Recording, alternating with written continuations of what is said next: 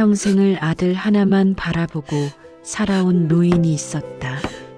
남편 묘 앞에서 반드시 저 아이만은 사람 만들어 놓겠다고 하루도 쉬지 않고 일했던 어머니. 사람들은 말했다.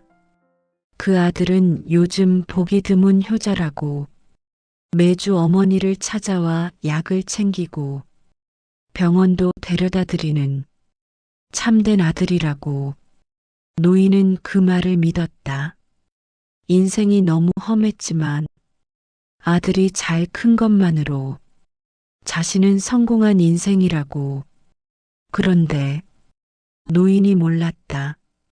그 효자라는 아들이 어머니 뒤에서 어떤 계산을 하고 있는지. 낡은 빌라 한 채, 그리고 매달 들어오는 연금, 노인이 가진 모든 것이 하루아침에 조용히 다른 이름으로 넘어가고 있었다. 평생 손에서 놓지 않았던 도장, 그 도장에 찍힌 붉은 자국을 따라가다 보니 노인은 어느 날 믿고 싶지 않은 사실을 마주했다.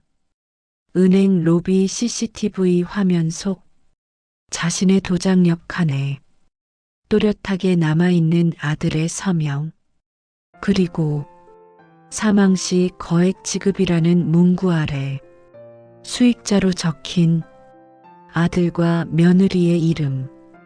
노인은 그제야 깨달았다.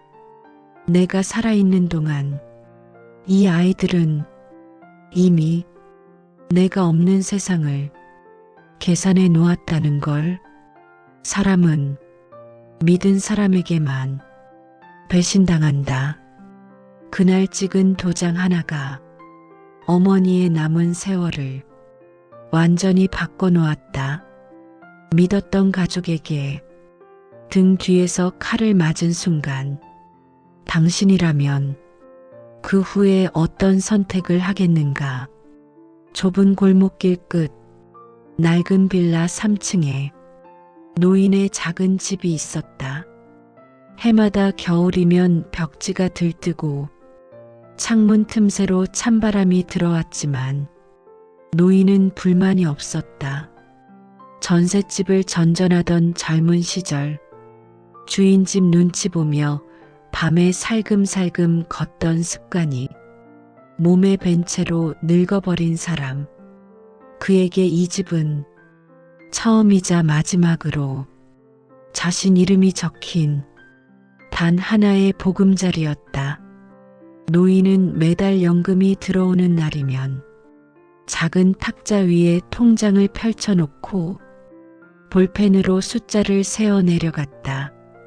오늘은 병원비, 오늘은 약값, 이번 달은 손주 과자값 조금 보태고 남는 돈은 혹시 모를 일을 위해 남겨두고. 숫자는 크지 않았지만 통장 속 금액은 노인에게 세상에서 제일 든든한 버팀목이었다. 누구에게 손 내미지 않고 밥 한 끼는 먹고 약 한 알은 사 먹을 수 있게 해주는 마지막 줄 같은 것이었다. 아들은 그 옆에서 늘 다정한 얼굴을 하고 있었다. 어머니, 이제 일 그만하세요. 이제부터는 제가 벌게요. 어머니는 오래오래 계시기만 하면 돼요. 그 말은 또렷했다. 주변 사람들은 그 아들을 두고 효자라고 했다. 노인은 효자라는 그 말이 그 어떤 칭찬보다 고마웠다. 월급날이면 어릴 때 아들 도시락에 고기 한 점 더 넣어주려고 본인 밥에서 건져내던 날들이 떠올랐다. 잔업을 마치고 돌아와 잠든 아이 얼굴만 보고 또 나가던 새벽들이 한꺼번에 스쳐 지나갔다. 그 옆에서 며느리는 언제나 적당한 거리를 유지했다. 살갑게 다가오지도 대놓고 차갑게 대하지도 않는 애매한 선. 가끔 집에서 나는 오래된 냄새를 이유로 창문을 활짝 여는 손짓에 노인은 잠시 마음이 쓰였지만 세상에 어느 노인의 집이 꽃집처럼 향기가 나겠냐며 스스로를 달랬다. 그런 날들 사이로 어느 날 문 두드리는 소리와 함께 며느리가 두툼한 서류 뭉치를 들고 나타났다. 요즘 어르신들 노리고 사기치는 사람들이 너무 많다며 은행이랑 구청에서 어르신들 재산을 지켜주기 위해 새 서류를 받는다고 했다.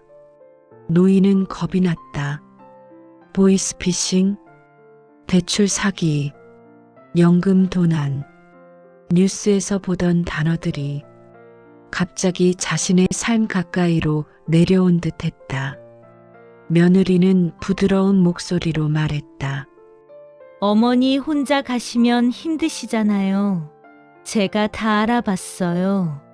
이 서류에 사인하고 도장만 찍으시면 연금이 끊기지 않고 병원비도 막아준대요. 어머니가 쓰러지셔도 돈이 막히는 일은 없을 거예요. 노인은 그 말을 믿어야 할지 의심해야 할지 몰랐다. 글씨는 너무 작았고 단어는 너무 어려웠다. 담보, 이자, 보험료. 노인의 눈에는 그저 검은 줄로만 보일 뿐이었다. 잠시 망설이는 사이 며느리 손이 먼저 움직였다. 여기 한 번, 아래 한 번 더. 이 칸에는 도장만 찍으시면 돼요. 노인은 서랍 깊숙이 넣어두었던 도장을 꺼냈다. 오래전에 집을 사며 처음 찍었던 그 도장을 다시 꺼내 들었다. 종이 위에 찍힐 때마다 작은 불안이 스며들었지만 어머니는 믿기로 했다. 가족이니까. 노인은 속으로 중얼거렸다. 그래도 가족인데 설마 나쁜 일을 하겠냐? 나는 그저 믿을 뿐이다. 그러나 그날 찍힌 도장과 사인은 노인의 남은 세월을 조용히 다른 방향으로 틀어놓고 있었다. 평생을 아들 하나 바라보고 살아온 어머니였다. 가난하다고 불리던 동네에서도 유난히 더 가난했던 집. 새벽이면 어머니는 어두운 골목길을 걸어 남의 집 식모살이로 나갔다가 해가 지면 시장 국밥집 설거지로 하루를 마감하곤 했다. 손에 물이 마를 날이 없었고 허리는 늘 굽어 있었지만 어머니는 괜찮다고 했다. 아들만 사람 되면 된다고, 아들만 배 안 고르면 됐다고. 그렇게 세월이 흘러 어머니 얼굴에는 깊은 주름이 자리 잡았다. 남편은 젊은 나이에 병을 얻어 세상을 떠났고 어머니는 혼자 아이를 키워야 했다. 공장에서도 사람 덜 쓴다고 야근을 붙들어 놓으면 어머니는 쓰러질 것 같은 다리를 이끌고라도 버텼다. 월급날이면 제일 먼저 밀린 월세를 내고 남은 돈으로는 아들 도시락 반찬을 챙겼다. 동네 사람들은 종종 말했다. 아들이 참 반듯하게 컸다고.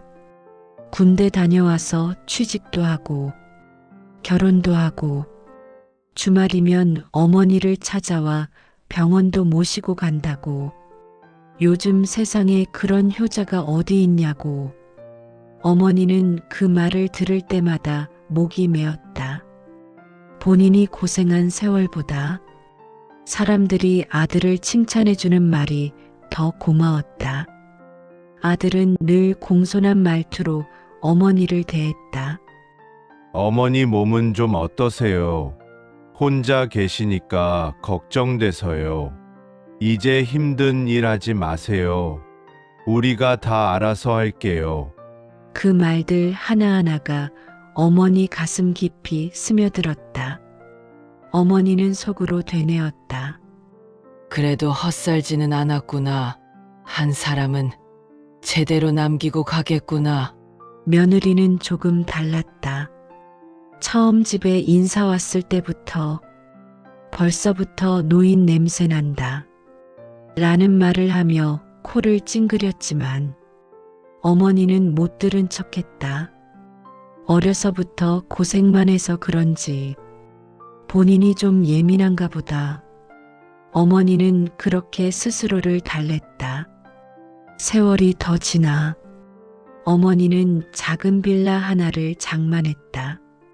반지하 전전하던 시절 이 집 한 번만 자기 집으로 가져보는 게 소원이라며 허리 끊어지게 일해 모은 돈으로 겨우 장만한 집이었다.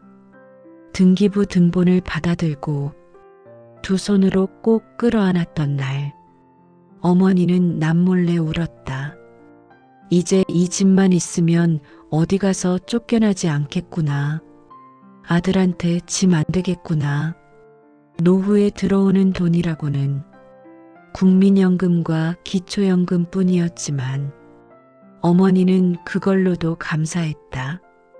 매달 일정한 날이면 통장에 찍히는 숫자를 확인하고 오늘은 병원비를 내고 오늘은 약값을 내고 손주들 과자값이라며 봉투에 10,000원짜리 한 장씩 넣어주는 재미도 있었다. 주변에서는 말했다. 이제는 좀 본인도 쓰고 사시라고. 평생 남만 먹이고 남만 입히고 살았으니 이제는 남은 세월이라도 본인 입에 맛난 것 좀 넣어보라고.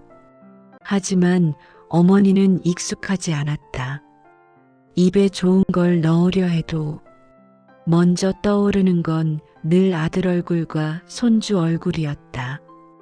그러던 어느 날이었다. 점심을 먹고 졸음이 오려던 찰나 인터폰이 울렸다.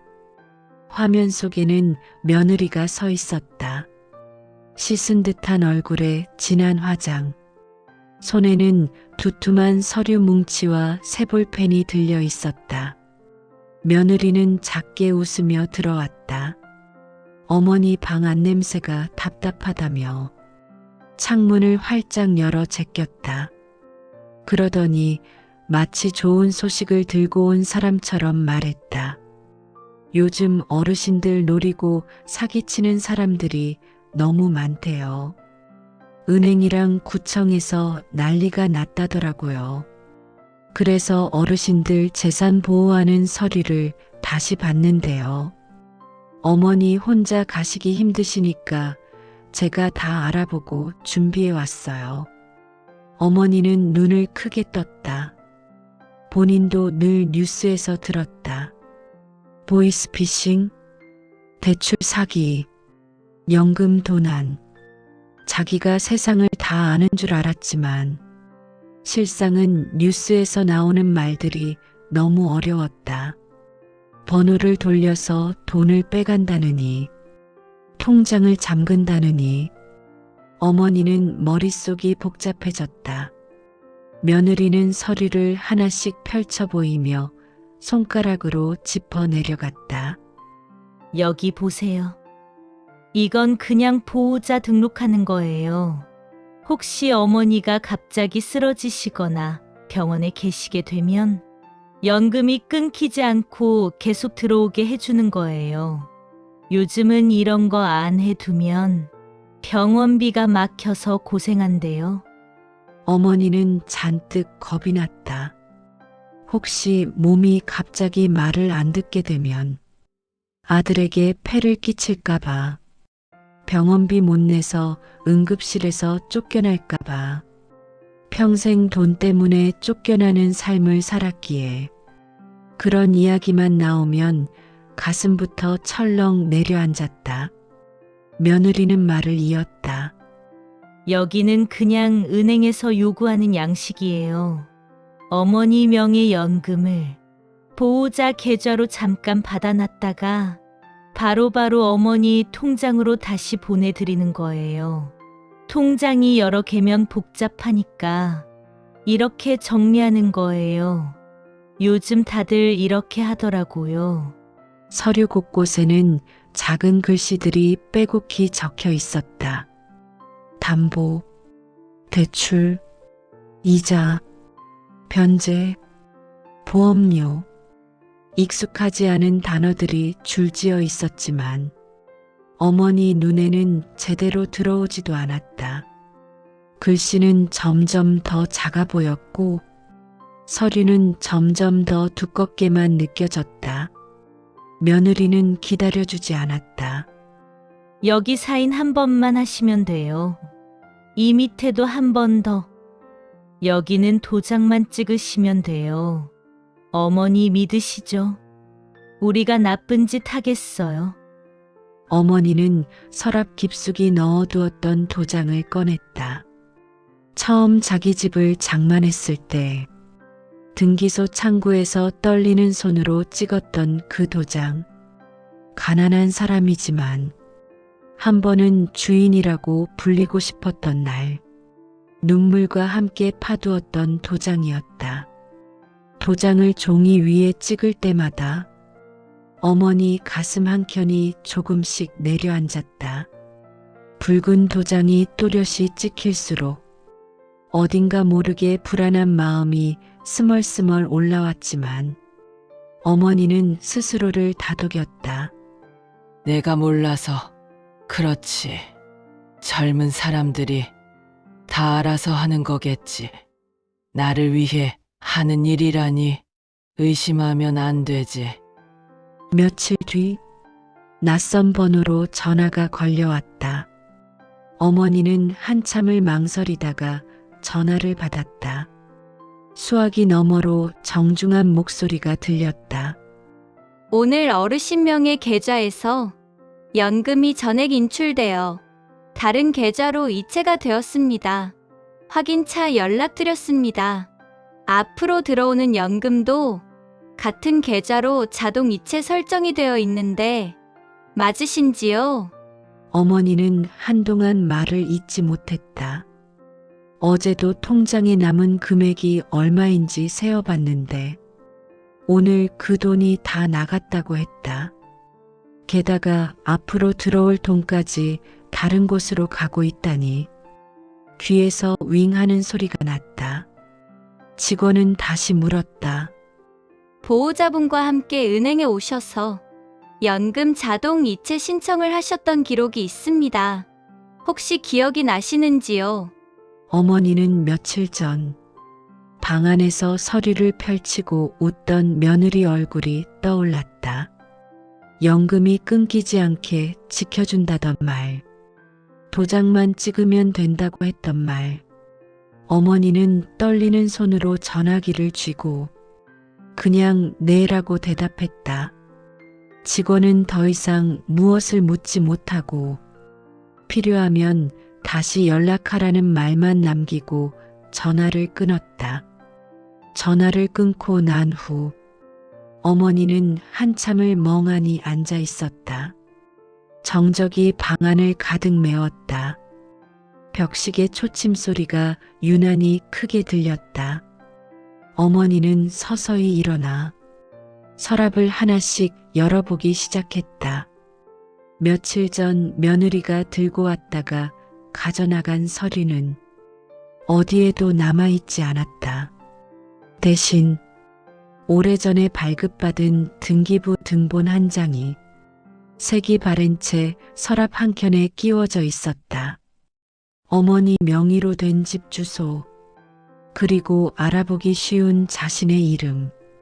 종이 한 장에 적힌 그 이름이 왠지 오늘따라 위태롭게 보였다. 그날 저녁 아들이 과일 봉투를 들고 찾아왔다. 평소와 다름없는 표정, 다정한 말투. 어머니는 애써 평소처럼 그를 맞았다. 그러나 눈빛은 자꾸만 그의 손가락으로 향했다. 자신의 도장을 들고 나갔던 그날의 손가락과 겹쳐져 보였다. 어머니는 조심스럽게 물었다. 오늘 은행에서 전화가 왔어. 연금이 어디로 나갔다는데 그거 아냐? 아들은 잠시 당황한 기색을 보였지만 곧 표정을 가다듬고 말했다.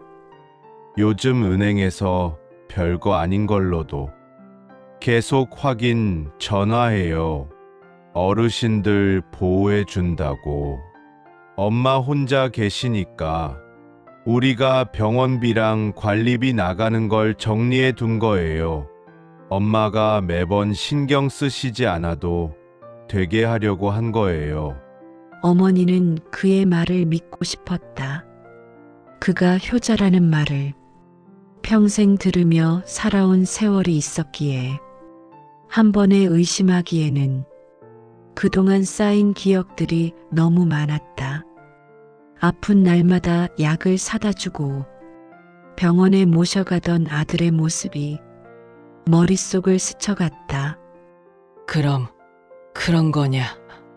모르는 번호라서 놀랐네. 어머니는 그렇게 말하며 웃어 보였다. 하지만 웃음은 입술 끝에서 금방 사라졌다. 며칠 후 현관 우편함에 두꺼운 봉투가 하나 꽂혀 있었다. 봉투 겉면에는 굵은 글씨로 담보대출이라는 단어가 적혀 있었다. 어머니는 봉투를 집 안으로 들고 들어와 현관에서 신발도 벗지 않은 채 봉투를 뜯었다. 종이 안에는 빼곡한 숫자와 어려운 말들이 적혀 있었다. 대출 금액, 이자율, 상환 기한, 담보. 그 밑에는 어머니가 사는 빌라 주소와 함께 어머니 이름이 선명하게 찍혀 있었다. 어머니는 숨이 막혔다. 젊어서 빚에 쫓기며 집집마다 이사 다니던 기억이 떠올랐다. 빌려 쓴 돈을 제때 갚지 못해 집주인 눈치를 보며 가재도구를 들고 나가던 날, 겨울 새벽 찬 바람 속에서 아들 손을 꼭 잡고 떨던 날들, 평생 빚 없이 사는 게 소원이라며 악착같이 참고 살아온 세월이 한순간에 무너지는 기분이었다. 그때 이웃이 현관에 앉아 있는 어머니를 발견했다. 이웃은 급히 물을 건네며 봉투를 받아보았다. 서류를 한 장, 두 장 넘겨보던 이웃의 표정이 굳어졌다. 어머니 이거 집을 담보로 잡고 큰 돈을 빌린 대출 서류 같아요. 언제 이런 걸 하셨어요? 어머니는 고개를 저었다. 나는 그런 거 한 적이 없다. 은행에도 안 갔다. 도장만 찍었을 뿐이다. 연금이 끊기지 않게 지켜준다길래 그걸로 알고 찍었을 뿐이다. 이웃은 혀를 찼다. 요즘 자식들이 부모님 모르게 집 담보로 대출 받는 경우 많다더니 설마 했는데 어머니 혼자 계시니까 더 만만하게 본 거예요. 일단 내일 구청하고 상담센터라도 가보셔야겠어요. 혼자 계시면 안 될 것 같다. 다음 날 어머니는 낡은 가디건을 여미고 이웃의 부축을 받으며 동사무소를 찾았다. 민원실 구석에 마련된 무료 법률 상담 창구에는 이미 몇 명의 어르신이 번호표를 쥐고 앉아 있었다. 각자의 얼굴마다 지치고 불안한 표정이 겹쳐 있었다. 어머니 차례가 되어 상담 테이블에 앉았다. 젊은 상담사가 어머니에게 서류를 달라고 했다. 어머니는 떨리는 손으로 봉투를 내밀며 말했다. 나는 그냥 믿고 도장을 찍었을 뿐이다. 내가 뭘 한 건지 나는 모른다. 상담사는 서류를 찬찬히 훑어보았다. 그리고 조심스럽게 설명했다. 이 서류대로라면 어르신 명의 집이 이미 담보로 잡혀 있고 대출이 실행된 상태입니다. 연금도 특정 계좌로 자동 이체되도록 묶여 있고요. 이 모든 게 한 번에 처리된 걸로 보이는데 언제 도장을 찍으셨는지 기억나세요? 어머니는 며칠 전 오후를 떠올렸다. 햇빛이 방 안으로 들어오던 시간, 며느리가 서류를 펴놓고 여기 한 번만, 여기 한 번 더 라고 말하던 장면. 어머니는 조용히 말했다. 며느리가 내가 모르는 말들을 하며 이건 다 나를 위한 거라 했다. 연금 지켜주고 병원비 막아준다고 했다. 나는 그 말을 믿었다. 상담사는 가볍게 한숨을 쉬었다. 요즘 가족 간에도 이런 사례가 많습니다. 어르신들께서 내용을 잘 모르고 도장을 찍은 경우가 많아서요. 다행히 서류에 서명한 사람들의 기록이 남아있으니 은행과 금융기관에 자료 요청을 해보겠습니다. 어르신 혼자 해결하시기에는 조금 복잡한 문제입니다. 그렇게 며칠이 흘렀다. 어머니는 연락이 올 때까지 집안에서 거의 나가지 못했다. 밖에 나가 사람 얼굴을 보는 일이 괜히 창피하게 느껴졌다. 도장을 찍은 손가락이 자꾸만 부끄럽게만 느껴졌다. 얼마 후 상담기관에서 다시 연락이 왔다. 어머니는 이웃과 함께 그곳을 찾았다. 상담사는 준비해둔 서류를 책상 위에 펼쳐놓고 말했다. 어르신, 은행 CCTV랑 서류 기록을 확인해 봤습니다. 대출 신청과 연금 자동 이체 서류를 제출하러 간 사람은 며느리 한 명이 아니었습니다. 어머니 심장이 세차게 뛰기 시작했다. 혹시? 라는 생각이 머릿속을 스쳤다. 상담사는 컴퓨터 화면을 돌려 은행 로비 영상 일부를 보여주었다. 화면 속에는 아들과 며느리가 나란히 서 있었다. 정장을 차려입은 두 사람은 직원 앞에서 서류를 내밀고 무엇인가를 설명하고 있었다. 멸치처럼 마른 아들 손가락이 서류를 가리키며 움직였고 며느리는 웃으며 고개를 끄덕였다. 상담사는 말했다. 보시면 여기 대출 신청인 란에 어르신 이름과 도장이 있고 바로 옆 보호자 서명란에 아드님 서명이 있습니다. 그리고 또 다른 서류, 연금 자동 이체 신청서에도 같은 서명이 들어가 있습니다. 이 말은 아드님이 이 내용을 몰랐다고 하기 어렵다는 뜻입니다. 어머니는 화면을 그대로 바라보았다. 눈물이 나올 것 같았지만 쉽게 떨어지지 않았다. 아들의 뒷모습은 세상 누구보다 든든해 보였다. 직원 앞에서 설명하며 웃는 그의 옆 얼굴은 그동안 주변 사람들이 말하던 효자의 모습 그대로였다. 어머니 머릿속에서 여러 개의 기억이 뒤섞였다.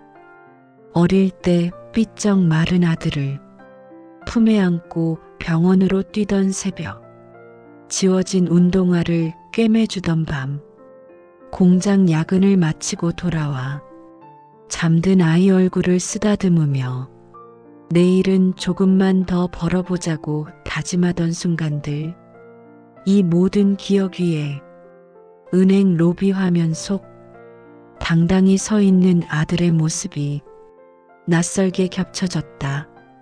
상담사는 조심스럽게 말을 이었다. 여기까지만 했으면 보통은 가족끼리 합의를 시도하기도 합니다. 그런데 한 가지가 더 있습니다. 은행에서 이 대출을 처리할 때 같은 날에 다른 금융상품 하나가 같이 가입되었습니다. 상담사는 또 다른 서류를 꺼냈다. 보험 증권이었다. 거기에는 어머니 이름이 피보험자로 적혀 있었고 수익자란에는 아들과 며느리 이름이 나란히 적혀 있었다. 보험 종류에는 사망시 거액 지급이라는 문구가 또렷이 쓰여 있었다. 상담사는 말했다. 대출 이자와 보험료가 연계된 상품입니다. 집을 담보로 대출을 받고 그 일부로 보험료를 납입하는 구조입니다. 어르신께서 언제 이 보험에 대해 설명을 들으신 적이 있으신가요? 어머니는 한참 동안 입을 떼지 못했다. 보험이라는 말은 텔레비전 광고에서만 들어봤다. 사고 나면 돈 나온다는 이야기, 아프면 병원비 준다는 이야기. 하지만 누구와 함께 보험에 가입한다는 말은 들어본 적이 없었다. 나는 그런 거 얘기 들은 적이 없다. 연금 지켜준다. 병원비 걱정하지 않게 해준다. 그 말만 들었다. 어머니 목소리가 떨렸다. 상담사는 고개를 끄덕였다. 그렇다면 이 부분도 함께 문제 제기를 할 수 있습니다. 도장과 서명이 어르신 것이 맞는지는 필요하다면 감정도 받아야겠지만 내용을 제대로 설명하지 않았다면 사기나 기망으로 볼 여지가 큽니다. 다만 가족 간 문제라서 어르신께서 마음의 준비를 좀 하셔야 할 것 같습니다. 집으로 돌아오는 길, 어머니는 거의 말을 하지 못했다.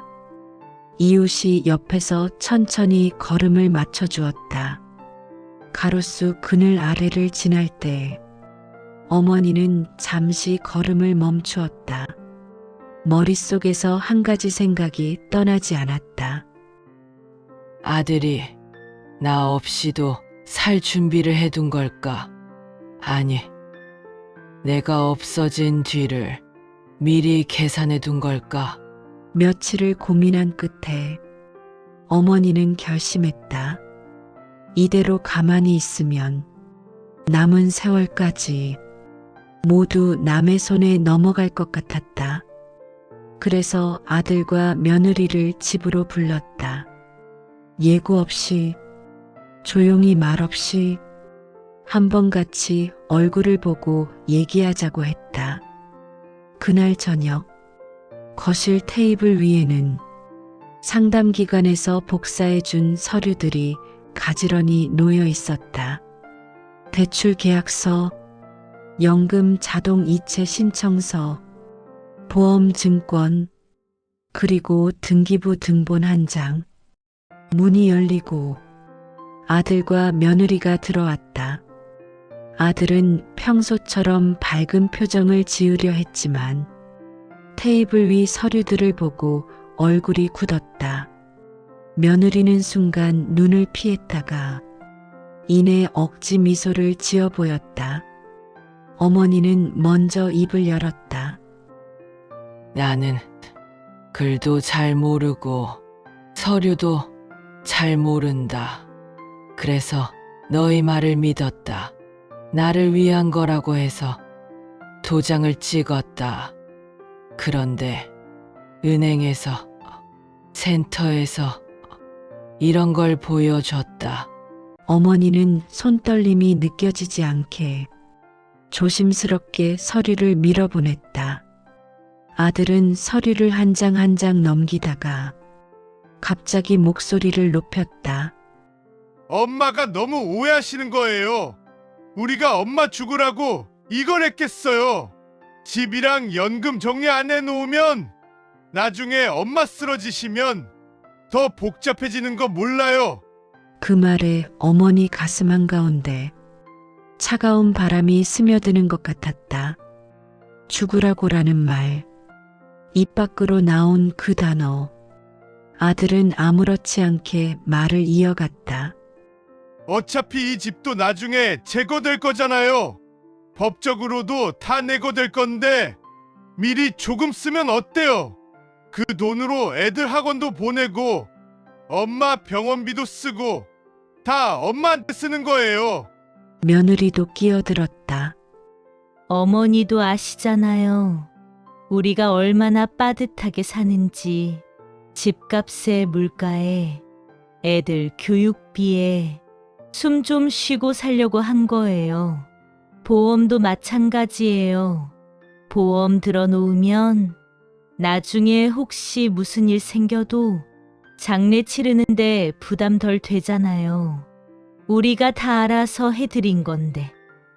왜 이렇게 서운하게 말씀하세요? 어머니는 그 말을 듣고 끝내 눈물을 흘리지 않았다. 눈물이 나오기에는 이미 마음이 너무 말라버린 것 같았다. 대신 오랜 시간 속에서 굳어진 목소리가 나왔다. 도와주라는 말과 몰래 빼앗는 건 다른 거다. 내가 주는 건 내 마음이고 내가 모르는 사이 가져간 건 도둑질이다. 아들은 버티지 못했다. 목소리를 더 높였다. 그래서 엄마가 이렇게 우리를 사기꾼 만드는 거예요. 가족 창피하게 여기저기 서류 들고 다니면서 우리를 뭐라고 얘기했겠어요. 엄마가 평생 나만 믿으라면서 이제 와서 이러면 어떻게 해요? 그 말 속에는 원망과 두려움과 들키고 싶지 않았던 속마음이 뒤섞여 있었다. 며느리는 짜증 섞인 얼굴로 말했다. 그럼 이제 와서 다 취소할 건가요? 대출도, 보험도, 연금도. 어머니가 그럼 이 집 팔아서 바로 갚으실 거예요. 그게 더 나아요. 그날 밤 대화는 더 이상 나아갈 수 없었다. 아들은 결국 문을 박차고 나갔고 며느리는 콧방귀를 뀌며 뒤따라 나갔다. 현관문이 닫히는 소리가 유난히 크게 들렸다. 그 후 법적 절차는 천천히 그러나 꾸준히 진행되었다. 상담기관의 도움으로 대출 일부는 사기 의혹이 인정되어 조정 절차에 들어갔다. 연금 자동 이체는 중단되었고 더 이상 새로운 돈이 빠져나가지 않게 막을 수 있었다. 보험은 당사자의 제대로 된 동의가 없었던 점이 문제되어 해지가 검토되기 시작했다. 경찰서에도 몇 번을 오갔다. 어머니는 좁은 의자에 앉아 자초지종을 또박또박 설명했다. 책상 건너편에 앉은 경찰은 여러 장의 서류를 넘겨가며 아들과 며느리의 진술도 함께 읽고 있었다. 경찰은 담담한 어조로 말했다. 가족이 이렇게 된다는 게 참 안타깝습니다. 하지만 어르신 잘못은 아닙니다. 반대로 이렇게라도 문제를 제기하신 게 잘하신 겁니다. 요즘은 자식이라도 서류는 따로 보셔야 하는 세상입니다. 시간이 흐르면서 아들과 며느리는 차츰 어머니 집에 오지 않게 되었다. 처음에는 메시지를 보내 이 일만 없었으면 우리가 얼마나 효도했을 텐데 라는 식의 말을 늘어놓기도 했다. 어머니는 그 메시지들을 다 읽고 난 뒤 조용히 지웠다.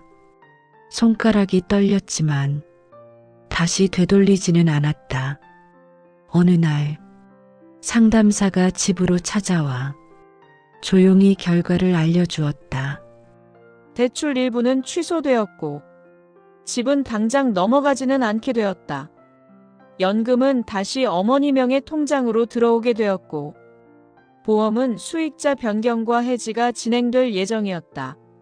하지만 이미 빠져나간 돈과 엇갈린 가족의 마음은 누구도 완전히 되돌릴 수 없었다. 상담사는 마지막으로 한마디를 더 건넸다. 어르신 같은 피해 사례들 지금 계속 늘어나고 있습니다.